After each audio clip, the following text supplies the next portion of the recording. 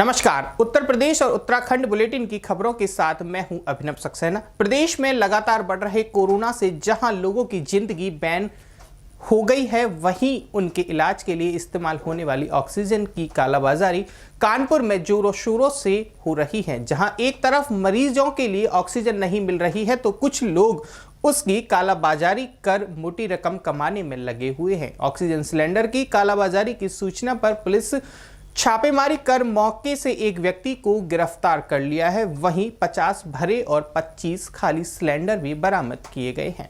कानपुर के रायपुरवा कोतवाली क्षेत्र के अफीम कोठी लोहा मंडी सामा ट्रेंडिंग स्कैप के गोदाम से चोरी छिपे ऑक्सीजन सिलेंडर की कालाबाजारी की जा रही थी। तब से माफिया इसको मोटी रकम लेकर इसकी कालाबाजारी कर रहे थे। गोदाम के अंदर स्क्रैप कटिंग के बहाने से लोग ऑक्सीजन सिलेंडर की सप्लाई चोरी छिपे कर रहे थे। एक सिलेंडर को 16,000 रुपए में बेचा जा रहा था। पुलिस ने पूरे माल को जब्त कर लिया है। आगे की कार्रवाई की जा रही है। ऐसे में जब कोरोना मरीजों को इसकी बहुत जरूरत है तो कुछ लोग इसका व्यापार कर लोगों की जिंदगी का सौदा अपने फायदे के लिए कर रहे हैं। वहीं एसीपी अनूप सिंह ने बताया कि रायपुरवा थाना क्षेत्र में सामा ट्रेंडिंग कंपनी है जो कबाड़ का काम करती है। इनके यहां सूचना मिलने पर दबिश दी गई, जिसमें 50 भरे ऑक्सीजन सिलेंडर और करीब 25 खाली सिलेंडर मिले हैं, जिसको ये लोग 16,000 रुपए में बेचते थे, जिसकी मार्केट कीमत 4 से 5,000 बताई जा रही है। साथ ही सभी सामान को जब्त कर लिया गया है। एक अभियुक्त की भी गिरफ्तारी कर जांच शुरू की गई है। सर, ऑक्सीजन सिलेंडर पकड़े गए हैं, कहाँ पे पकड़े गए हैं और कितनी बरामद? देखिए, ये थाना रायपुरवा क्षेत्र है कानपुर का, जहाँ पे एक सामा ट्रेडिंग कंपनी है जो मूलतः एक कबाड़ का और लोहे का काम करते हैं। इनके यहाँ पे हमें सूचना मिली थी। सूचना पर यहाँ पे दबिश दी गई, जिसमें 50 हमें ऑक्सीजन के भरे सिलेंडर मिले हैं और करीब 20-25 के आसपास खाली सिलेंडर मिले हैं। इन प्रत्येक सिलेंडर की जो क्षमता है वो 7 क्यूबिक मीटर है और इसमें एक गोपनीय तरीके से ये भी पता कराया गया कि ये कितने में सप्लाई करते हैं। तो जिसकी कीमत 5 से 6 हज़ार होनी चाहिए, उसको ये 16,000 रुपये के बिल पे सप्लाई कर रहे थे। इसमें इनके सामान को हमने अपने कब्जे में ले लिया है, जो सिलेंडर्स थे, और इन पे उचित धाराओं में मुकदमा लिख के कार्रवाई की जाएगी। चूँकि ये एक मानवता के खिलाफ अपराध है, इसमें हम आगे NSA की भी कार्रवाई प्रस्तावित करेंगे और उसको अमल में लाएंगे। कितने लोग गिरफ्तार हुए? देखिए, अभी हमने एक व्यक्ति को गिरफ्तार किया है, मोहम्मद आसिफ है, और हमारी कोशिश है कि इसमें और भी जो जुड़े हुए लोग हैं जो इस पर्टिकुलर प्लांट से हैं या जो इस पूरे क्षेत्र में जहाँ जहाँ काम कर रहे हैं, उनके खिलाफ भी लगातार इसमें कार्रवाई की जाए। ये सर क्या सप्लाई सेंटर बनाए हुए थे कि चोरी छुपे चला रहे हैं?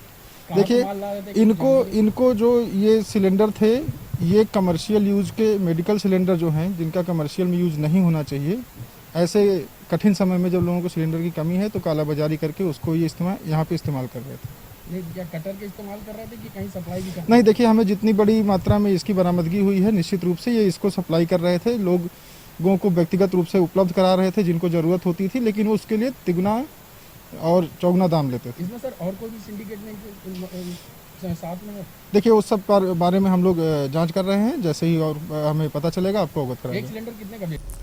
अब बात करते हैं सुल्तानपुर की। सुल्तानपुर में बुधवार की रात तेज रफ्तार बाइक पर खड़े डंपर में घुस गई। इस घटना के चलते बाइक और डंपर में आग लग गई, जिसके चलते बाइक सवार एक युवक की झुलसकर मौके पर ही मौत हो गई। वहीं दूसरा युवक गंभीर रूप से घायल हो गया। आनन फानन में झुलसे युवक को जिला अस्पताल भिजवाया गया। वहीं सूचना देने के बाद पुलिस काफी देर तक नहीं पहुंची। आक्रोशित ग्रामीणों ने अयोध्या प्रयागराज हाईवे पर जाम लगा दिया और वहीं प्रदर्शन करने लगे।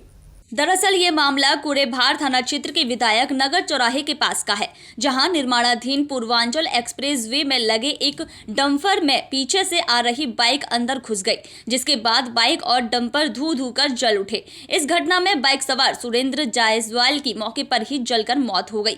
वहीं अभिषेक जायसवाल नाम का युवक गंभीर रूप से झुलस गया। आनन फानन में ग्रामीणों की मदद से अभिषेक को किसी तरह बाहर निकालकर अस्पताल भिजवाया गया और पुलिस को सूचना दी गई। सूचना पर काफी देर तक पुलिस नहीं पहुंची तो ग्रामीण आक्रोशित हो गए और अयोध्या प्रयागराज हाईवे पर जाम लगा दिया और प्रदर्शन करने लगे। बताया जा रहा है कि बाइक सवार सुरेंद्र और अभिषेक एक निमंत्रण से वापस आ रहे थे, जिसके बाद से ये हादसा हो गया। फिलहाल घटना स्थल पर ग्रामीण आक्रोशित हैं। वहां तनावपूर्ण स्थिति को देखते हुए भारी मात्रा में पुलिस बल तैनात किया गया है। अगली खबर रायबरेली से है। रायबरेली जिले के लालगंज कोतवाली क्षेत्र के कुड़गांव में उस समय हड़कंप मच गया जब देशराज नाम के शख्स ने बिजली के शॉर्ट सर्किट से अचानक आग लग गई और आग लगने से आसपास के इलाके में हड़कंप मच गया। आनन फानन में स्थानीय लोगों ने फायर ब्रिगेड कर्मियों को सूचना दी। मौके पर पहुंची फायर ब्रिगेड कर्मियों ने कड़ी मशक्कत के बाद आग पर काबू पाया जा सका, लेकिन तब तक घर में रखी पूरी गृहस्थी का सामान जलकर नष्ट हो गया। तकरीबन लाखों के नुकसान होने का अनुमान लगाया जा रहा है। वहीं पीड़ित परिवार द्वारा बताया जा रहा है कि अगले महीने लड़की की शादी है, जो कि घर में रखा हुआ पूरा सामान आग में जलकर नष्ट हो गया है, जिसके बाद परिजनों का रो रो कर बुरा हाल बना हुआ है। अब बात करते हैं उत्तराखंड की खबरों की। उत्तराखंड के शहरी इलाकों में दोपहर 2 बजे से आवश्यक जरूरतों के सामानों की दुकानों को छोड़कर तमाम दुकानों को बंद करने के आदेश के बाद रुड़की के बाजार 2 बजे तक ही कर दिए गए हैं। हालांकि इस संबंध में आज सुबह से ही पुलिस प्रशासन ने ऐलान करना शुरू कर दिया था और सरकार की गाइडलाइन के पालन करने की हिदायत सभी दुकानदारों को दी गई, जिसके बाद 2 बजते ही व्यापारियों ने अपने शटर गिराने शुरू कर दिए। आलम यह रहा कि 2 बजे तक सभी दुकानें पूरी तरह से बंद हो गईं, पर कहीं न कहीं सरकार के इस आदेश के बाद कुछ दुकानदारों में दर्द भी दिखाई दिया। दुकानदारों का कहना है कि अभी तक पिछले 1 साल से हुए नुकसान को पूरा भी नहीं कर पाए थे कि दोबारा 2 बजे की दुकानें बंद करने का आदेश के बाद उनके कारोबार पर भारी असर पड़ जाएगा। सरकार को चाहिए था कि शाम 7 बजे तक का ही आदेश रखती तो कुछ रोजी रोटी का जुगाड़ हो सकता था, पर सुबह अगर 10 बजे भी दुकान खोलेंगे तो 4 घंटे में कितनी दुकानदारी हो पाएगी। लेकिन कहीं ना कहीं प्रदेश में लगातार कोरोना संक्रमण के बढ़ते मामलों को लेकर प्रशासन भी सख्त है। जब 2 बजे मार्केट बंद हो जाएगी, सुबह मैक्सिमम मेजॉरिटी जो कस्टमर की निकलती है वो 11 बजे के बाद ही निकलती है। 11 बजे से लेकर 2 बजे तक मार्केट खुलेगा। 3 घंटे तो क्या रहेगा मार्केट में, वैसे ही कुछ नहीं रहेगा। टाइमिंग जो है कम से कम 5-6 बजे तक के तो होने ही चाहिए कि 6 बजे अगर 7 बजे से लॉकडाउन लग रहा है या कर्फ्यू लग रहे हैं, 7 बजे नाइट कर्फ्यू लगा रहे हैं 7 बजे से लेकर सुबह 5 बजे, तो कम से कम 6 बजे तक मार्केट खुले। 7 बजे से अपना परमानेंट कर्फ्यू लगा देना चाहिए। 2 बजे तक मार्केट खुल के कोई फ़ायदा नहीं है। कठिनाइयाँ क्या होती हैं जी, बस यही है कि मार्केट में काम नहीं रहेगा, कस्टमर निकलेगा नहीं, कोरोना की वजह से वैसे ही कम है, और जो बचा कुचा कस्टमर है वो भी बेचारा घर ही रहेगा, क्या करेगा। सेफ्टी पहले है जी। हम लोग कपड़े के काम में तो दिक्कत यही आएगी कि मार्केट में सिर्फ एसेंशियल्स के लिए कस्टमर निकलेगा। मेन तो हम लोगों के जैसे जितने भी ये फैशन इंडस्ट्री है, ये फुटवेयर है, क्लोथिंग है, अपैरल्स है, जितना भी है, ये सब तो स्लोअर डाउन ही होता चला जाएगा। पिछले भी 1 साल से यही देखते हुए आ रहे हैं हम लोग, आपको पता ही है सारी। रुड़की के झबरेड़ा थाना क्षेत्र के कोटवाल गांव में के पास रात करीब 2 बजे तेज रफ्तार ट्रक ने बाइक सवार एक युवक को टक्कर मार दी, जिससे युवक की मौके पर ही मौत हो गई। बता दें कि झबरेड़ा थाना क्षेत्र के कोटवाला गांव निवासी युवक पास की ही एक गन्ने की चरखी में काम करता था। रात करीब 2 बजे युवक बाइक पर सवार होकर गन्ने की चरखी के लिए निकला था। जैसे ही वो रोड पर निकला तभी उसकी बाइक को एक तेज रफ्तार ट्रक ने टक्कर मार दी। यह टक्कर इतनी जबरदस्त थी कि युवक की मौके पर ही मौत हो गई।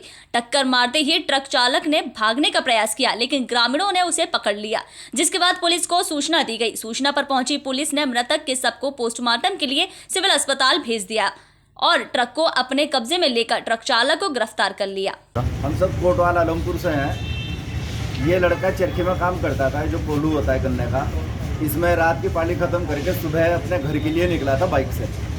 जैसे ये रोड पे आया तो पीछे से एक ट्रक आया और ट्रक ने साइड मारी, लड़का गिरा और ट्रक का पहिया जो है वो लड़के के सर से उतरता हुआ ट्रक वाला भागने की कोशिश उसने करी, लेकिन आगे पहुंचकर एक जगह रास्ता ख़राब है, वहाँ पे उसका ट्रक फंस गया। इतने में पुलिस को इत्तला हो गई, पुलिस ने जाके उसको पकड़ लिया। जगह दुर्घटना हुई, दुर्घटना किस तरह हुई? क्या ट्रक चालक तेज गति से था? जी, ट्रक चालक तेज गति से था और ऐसा लग रहा था जैसे उसने दारू वारू पी रखी हो या वो अपने होश में ना हो। अनियंत्रित तरीके से वो चला रहा था। और दूसरा ये है कि वहाँ पे जो रोड है वो भी बहुत ज़्यादा उस पर रश चलता है, रोड छोटा है, रश बहुत ज़्यादा है और सरकार से कई दफे विनती कर चुके हैं कि वहाँ पे ब्रेकर बनवाए, लेकिन कभी इस चीज़ पे ध्यान नहीं दिया गया। बहुत ओवर स्पीड से वहाँ पे चलते हैं, रोड अच्छा बना हुआ है और ओवर स्पीड से वहाँ से वाहन गुजरते हैं। धनौरी के तेलीवाला शिवदासपुर गांव में धनौरी विद्युत स्टेशन से जा रही एक हाई टेंशन लाइन का सुबह 6 बजे तार टूटकर गिर गया, जिसकी सूचना ग्रामीणों ने धनौरी के बिजली ऑफिस में दी गई। आपको बता दें कि ग्रामीणों का सब्र उस समय टूट गया जब विद्युत विभाग का कोई भी कर्मचारी रात 9 बजे तक मौके पर नहीं पहुंचा, जिसको देखते हुए ग्रामीणों ने धनौरी बिजली घर पर आकर घेराव करते हुए धरना प्रदर्शन शुरू कर दिया। सूचना मिलते ही धनौरी चौकी प्रभारी यशवंत सिंह खत्री अपनी टीम के साथ धनौरी बिजली घर पहुंचे। वहां उन्होंने प्रदर्शन कर रहे ग्रामीणों को समझा बुझाकर शांत कराया। उन्होंने मौके पर पहुंचकर बिजली लाइन को भी सुचारू कर दिया। पुलिस टीम में मुंशी पप्पू कश्यप, सुबोध, महेंद्र नेगी, श्रीकांत आदि शामिल रहे।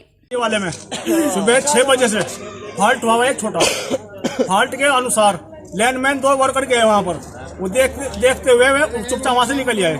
निकलने के बाद अब आज समय देखो क्या हो चुका है।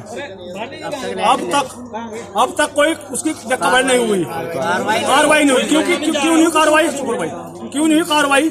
कार्रवाई यूं नहीं हुई क्योंकि वो दलितों का होता नहीं। तो इसलिए मेरा कहना प्रयास ये है, इन्हें यह देखनी चाहिए थी, इन्हें करना चाहिए था। फाल्ट 6 बजे का हुआ, बिजली विभाग क्या मानता? जब कोई चीज किसके अंडर में चली गई, वो तो देखा भाई मेरे समार कहाँ हो रहा है। जब लाइनमैन वहाँ भेजे इन्होंने, सारे काम हुए, ठीक है जी। तो उसके बाद वो लाइनमैन क्यों जुड़ी? अब तक 13 घंटे हो चुके हैं, 13 घंटे पूरे हो चुके हैं। तो हम ये चाह हमारी लाइन, हमारे बच्चे परेशान ना हो। मतलब किस टाइम में फॉल्ट? 6 बजे, सुबह 6 बजे, सुबह 6 बजे हुआ जी। सूचना किस टाइम दिया आपने? सूचना हमने दी थी सर 6 बजे। फोन कैसे आ रहा हूँ, मेरे पत्रकार सेवा ने फोन किया सर। उसके बाद इनको कोई कार्रवाई नहीं, कोई कार्रवाई नहीं सर। आए देख के चले गए, ठंडा पी के वहाँ पे बस वहाँ पार्टी चल रही, ठंडा पी के जा रहे। फिलहाल बुलेटिन की खबरों में इतना ही। आप देखते रहिए न्यूज़ 11 इंडिया।